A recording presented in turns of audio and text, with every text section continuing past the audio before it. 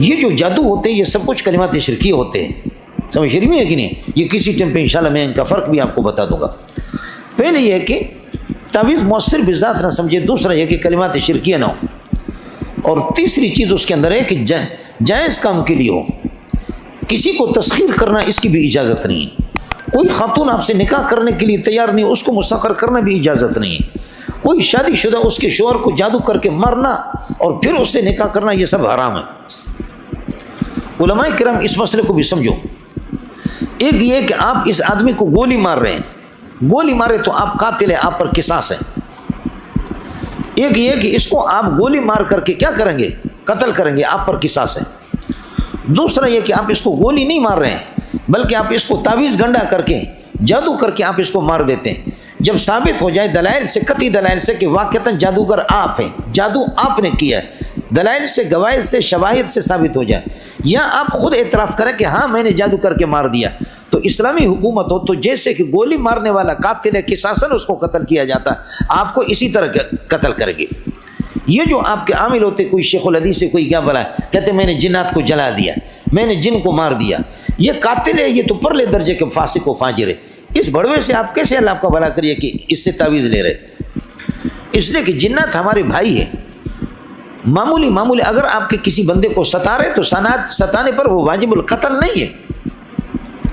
چنانچہ جامع فاروقی کا استاد ہے یا کسی اور ادارے کا استاد ہے، وہ کہتے کہ میں نے 1000 جن مارا، 2000 میں نے مارا، 10,000 میں نے مانا، اس کا مطلب یہ کہ یہ ہزاروں ہمارے بھائیوں کا قاتل ہے، یہ پرلے درجے کا ذلیل فاسق ہے۔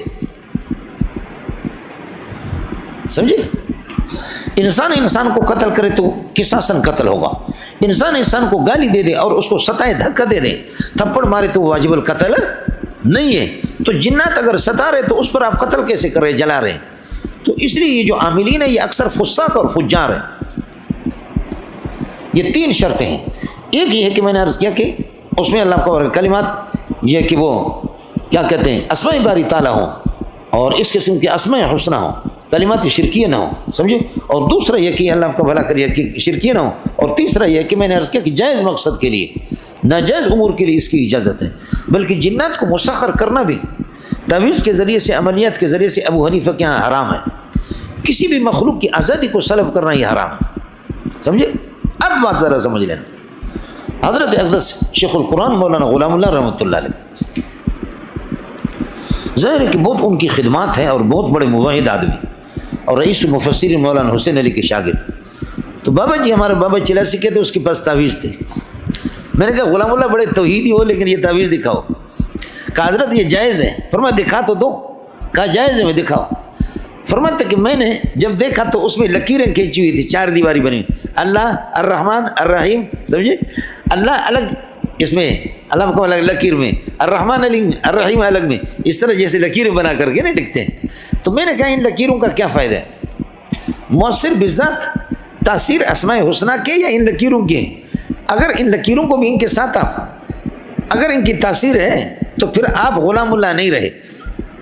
اگر ان کو مؤثر سمجھتے ہو تو پھر آپ غلام اللہ نہیں ہے، اور اگر یہ کہ مؤثر وہ اسماء حسنہ ہے تو پھر اس کی ضرورت کیا ہے کہ جو آپ نے اتنی تکلیف کی ہے اور کس عامل نے آپ کو دی ہے؟